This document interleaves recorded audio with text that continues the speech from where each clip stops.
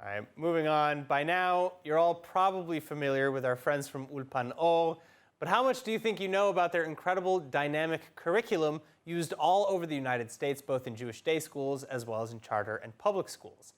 Well, to let us know more about the multi-layered and specially tailored curriculum, I sat down earlier this month with CEO and co-founder of Ulpan-Or, Yoel Ganor Orit Tahan, senior Hebrew teacher at both a charter and public school in Florida. Orit, Yoel, thank you so much for being with us today. Thank you for having us, Aaron. All right, so I'm actually going to start with you, Yoel. You know, tell us about the specifics of this curriculum. I understand that it's multi-layered. What does that mean? What does that include?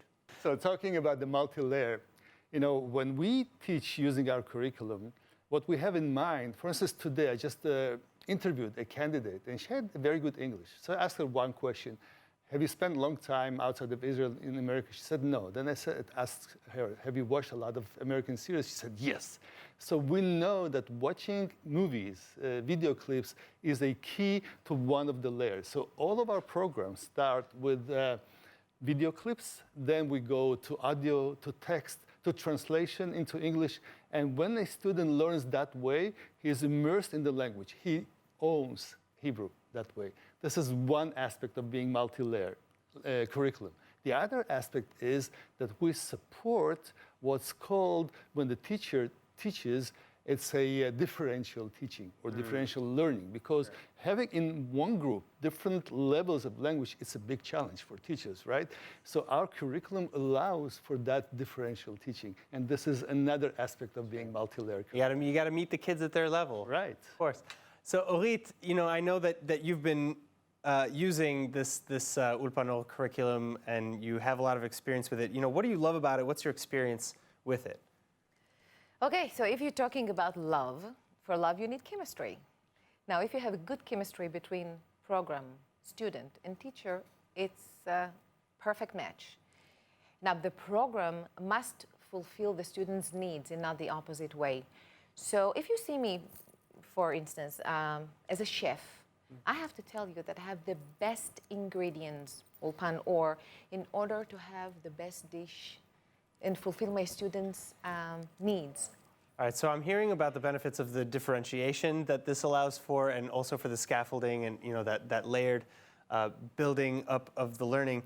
But you mentioned that you work in a charter school where I understand many of the students are not Jewish. So how do you use Ulpan-Or's curriculum and connect Hebrew to their lives? You know, what kind of creative twists maybe do you include to make it your own?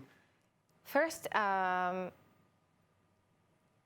they actually choose me. It's an elective course. And I was in shock to see that most of my students are not Jewish. We're not Jewish. Most. 60–70% of them are Christians, some of them from Iran, some of them from Lebanon. And I asked them, why did you choose me? Why you didn't go to art or PE or whatever? So I've got different answers, but that's not what important here. What important here is to compare this program to other programs that I used to teach, 19 years in elementary school, Jewish schools. In this program, in the other programs, I had one program, one way, many levels. So students struggled, blocked, neglected, and I had no choice. It squeezed my heart.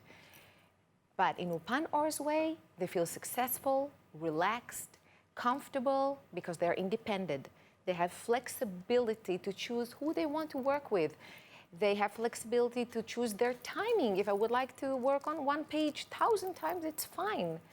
And every time when they're getting tested, they're happy and ready. Which makes all the difference in the world. Yeah. Yes. All right. So Yoel, back to you. You know, what did you keep in mind when you were developing this curriculum exactly? You know, what type of learning environment were you using? What was on your radar? Okay. When Orly and I created this program, what we wanted to achieve, on one hand, is to have a very well-structured path for teachers, to make them feel secure, to help them to walk with the kids towards a certain goal that they set with our help. But on the other hand, we wanted the teachers to remain creative as much as possible within the boundaries of the curriculum. That way, teachers could express something on their own, like a musician performing a piece by a certain composer. So the composer he has already the notes written, but the performer puts his heart, his soul into that. And that's what we wanted to allow the teachers to do. Like Orit mentioned, for instance, when they learn the song, you could just follow the curriculum and learn the song very well and know it and sing it and enjoy, have fun. But on the other hand, as Orit mentioned, she created a song festival. Kids make their own songs, their own vocabulary, their own pieces, their own dialogues.